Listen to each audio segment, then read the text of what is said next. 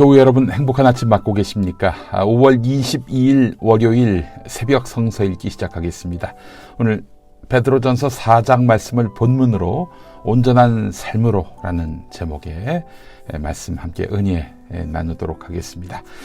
자, 오늘도 오늘의 한마디로 시작할 텐데요. 알버트 아인슈타인이 한 말, 인생은 풍요로움에 의해서 꾸며지지 않고 고난과 도전에 의해서 진화된다.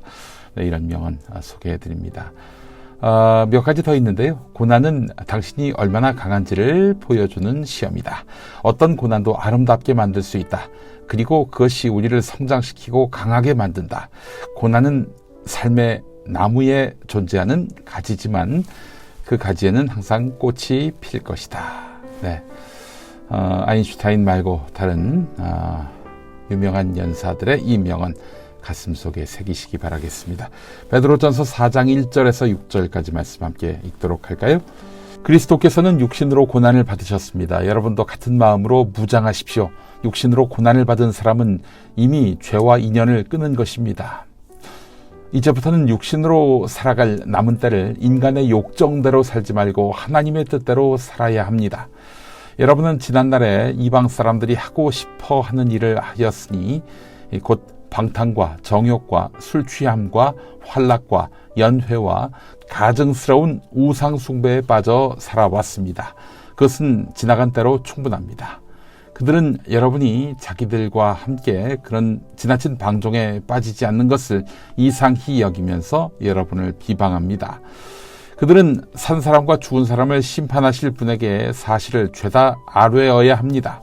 죽은 사람들에게도 복음이 전해진 것은 그들이 육신으로는 모든 사람이 심판받는 대로 심판을 받으나 영으로는 하나님을 따라 살게 하려는 것입니다.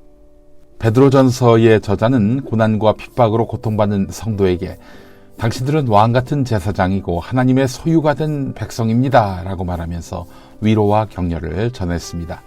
이 메시지로 만든 복음성가가 축복송이지요. 그리스도인이 당하는 고난은 믿음을 지키고 계명에 순종하여 살며 복음을 증거하면서 복음을 위하여 살다가 당하는 것이다 라고 어떤 목사님이 말씀하셨습니다. 이 고난은 매우 뜻깊고 값진 고난이지요.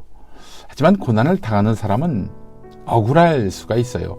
내가 하나님 앞에 바로 서고자 했는데 어떻게 복 대신에 이런 고통이 뒤따르는가 라고 하는 점에서 말입니다. 자, 말씀을 보겠습니다. 시편 119편 67절은요. 내가 고난을 당하기 전까지는 잘못된 길을 걸었으나 이제는 주님의 말씀을 지킵니다 라고 되어 있고요. 빌립보서 1장 29절에는 여러분이 그리스도를 믿을 뿐 아니라 그를 위해서 고난도 받는 것은 그리스도를 위해서 여러분이 받는 특권입니다 라고 나와 있습니다. 네, 고난은 신앙을 진보시킵니다. 네, 미진한 삶을 또 보완시킵니다. 고난은 나와 하나님 사이의 관계를 더욱 돈독하게 합니다. 이 신앙 따위는 필요 없습니다. 고난만 피하게 해주세요. 이런 심정이십니까? 그러면 신앙을 가질 이유가 없죠. 그렇죠? 여러분, 그러니까 고난은 신앙을 가진 사람들이 마땅히 겪어야 할 것입니다. 신앙이 없다면 안 거칠지도 모를 고난입니다. 그러나 신앙이 없는 사람들이 고난을 당한다. 사망으로 직행 길이죠. 그러나 신앙인이 겪는 고난은 더 원숙하고 더 완성된 삶으로의 길이라고 보시면 되겠습니다. 여러분, 성경에서 주인공이 누구였습니까? 예? 고난받는 사람 아니었습니까? 그렇습니다. 신앙의 중심에는 고난받는 사람이 있습니다. 보십시오. 아브라함도 고난당했고, 그리고 모세도 고난을 당했고, 그 이후에 많은 신앙의 선각자들 다 고난을 당했습니다. 심지어 하나님의 아들 예수 그리스도도 고난을 당하셨어요.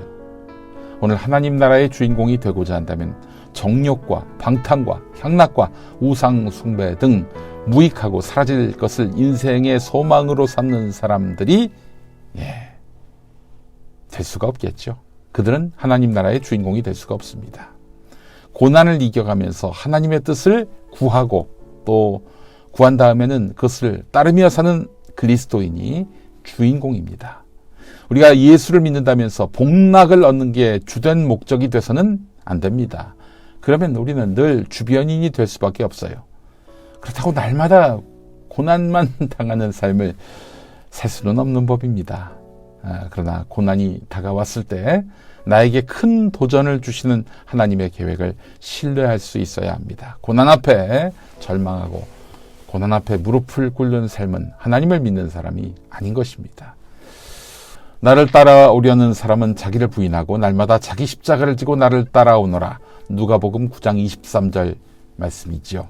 네, 자기를 부인하고 날마다 십자가를 지고 따라가는 길. 이게 신앙인의 길입니다. 여러분, 고난 끝에 복이 있다라는 말씀 실감이 잘 안 되십니까? 돈키호테의 저자 세르반테스 잘 아시죠? 가난한 집안에서 태어났습니다. 배울 기회도 얻지 못했고요. 그러다가 전쟁에 나갔습니다. 나가서 장애를 입어요. 또 포로가 돼서 수감되기도 했습니다.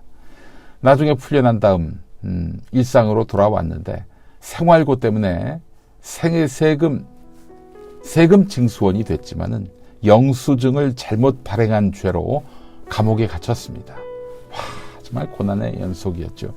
뭐 한 번 해뜰 날이 온 적이 없어요.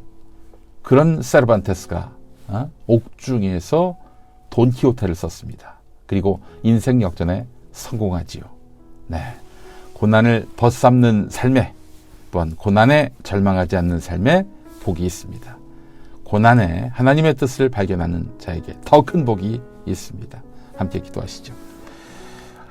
하나님, 어렵고 힘든 일 앞에서도 우리가 부름을 받은 하나님의 백성임을 잊지 않게 하옵소서. 우리에게 약속된 소망과 날마다 새롭게 하시는 하나님을 바라보면서 살아갈 수 있도록 도와주옵소서. 이전 모습으로 돌아가지 않게 하옵시고 더욱 신실한 믿음으로 주님을 찬양하게 하옵소서. 예수 그리스도의 이름으로 기도합니다. 아멘.